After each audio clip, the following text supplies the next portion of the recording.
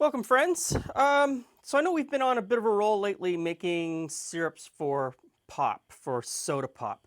Um, if we take a step back, probably 5 or 6 years ago, we did a ginger syrup as part of a cocktail video series that were making at the time.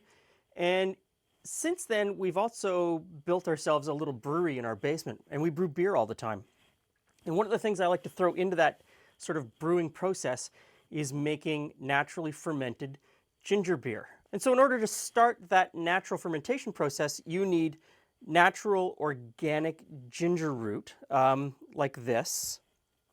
And you need to chop it up and start the process of allowing the yeast and the bacteria and all of the biome that is growing on the outside of this ginger. You need to sort of coax that to life and get it really rocking and rolling. And it's a process that takes somewhere between 3 to 5 days. And it just starts out with a little piece of ginger like this. So I've got about 30 grams of ginger here. And when I say 30 grams, you don't need to be exact. If you grab a piece and it's 25, you're fine. If you grab a piece and it's 50, you're fine. But if you can weigh it, that's great. And you want to just chop it up. You don't have to chop it up too fine. You just need to chop it up to release some of the flavor from the inside and also to increase surface area. Just running a knife through it is going to get you there. Now, you don't want to peel it. Contrary to so many sort of vanity blog posts that I read where they tell you to peel the ginger first, you don't want to peel it. And the reason you don't want to peel it is what you're trying to encourage is all of the bacteria and yeast that lives on the outside of the ginger. You want to get that growing. And if you peel off the outside of the ginger, you're going to peel away most of the things that you want. So you have to leave the peel on. So I put this into, this is 500 mils of water, which is 2 cups generally. And then to this, I want to add 2 tablespoons of white sugar. Now, the yeast and the bacteria are going to eat the sugar. They're going to feed on this sugar. So you want to put that in there and just give it a stir or give it a shake. You don't have to be too crazy with the shake. Now, I've got this lid on, and it's just sort of on, but you can see it's wobbly. You don't want to tighten the lid down because this is going to start producing carbon dioxide, and you want that carbon dioxide to escape. If it can't escape, the pressure builds up and you could have a bottle bomb on your hands. The other thing is, if the pressure builds up to a certain point, the yeast slow down and they stop working, and you don't want that to happen either. So this is going to sit on the counter back here until tomorrow when we move on to the next step.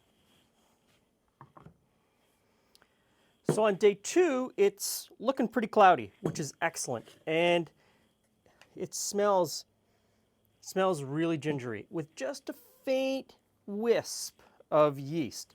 So now we need to feed it again. So the same amount of sugar and yeast on days 2, 3, 4, and 5 that you added on day 1 into the same amount of water. You don't add any more water at this point. And a lot of people are going to ask, because I see the questions all the time, why not just put all of the ginger and all of the sugar in at the beginning and just let it sit for 5 days, which, is a great question. The answer to that is we're trying to build a yeast colony. So there's a very little bit of yeast on the outside of the ginger. But in order to build a really vibrant community of yeast and other bacteria, you need to slowly ramp it up. And as much as yeast eat sugar, and they need sugar to live and to grow, too much sugar all at once at the very beginning will actually slow the whole process down. You're not going to kill the yeast, but they're not going to be healthy. It's kind of like you've eaten Thanksgiving dinner and you don't want to get up off the couch to do the dishes. Same sort of thing. Overfeed the yeast, they're going to get sluggish.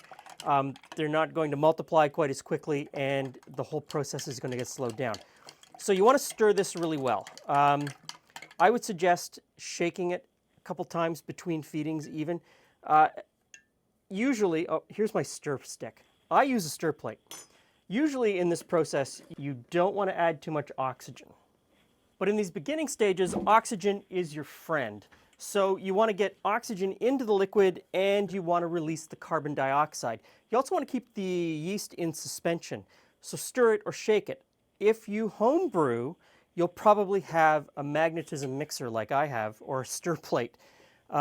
Use the stir plate. Definitely use the stir plate.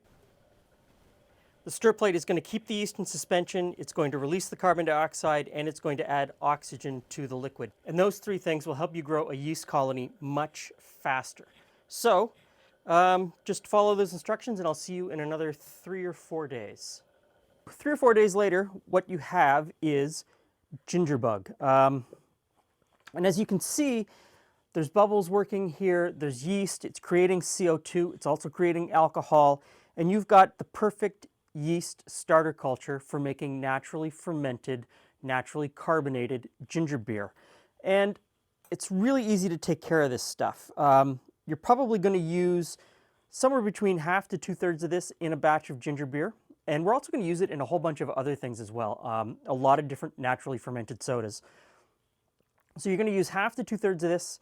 You're going to top it back up to water to about the same level. Throw in a tablespoon or 2 of sugar, maybe chop up a little bit more ginger and throw that in as well. And then you can keep it in the fridge. And if you keep it in the fridge, you only have to feed it once a week. And a feeding is that process of draining off the water, topping it back up, putting in a little bit more sugar, giving it a stir, and putting it back in the fridge. And what you use that liquid for can vary a lot, and we're going to use it in a lot of different places. So, yeah. Ooh. Any of the beer brewers out there who have tasted their yeast starter and said, oh, that's awful, exact same effect. This is going to taste bad, but the end result is going to taste great. You can really taste the sort of sourness. There's a lot of alcohol in there.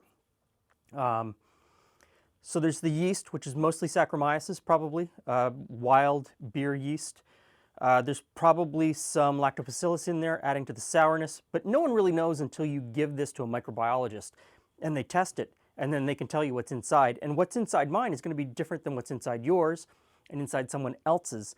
All of that comes down to what was on your ginger when you bought it, what's in the air in your kitchen, and what's on your sugar that you put in. All of those things are going to change the makeup of the biome of this ginger beer.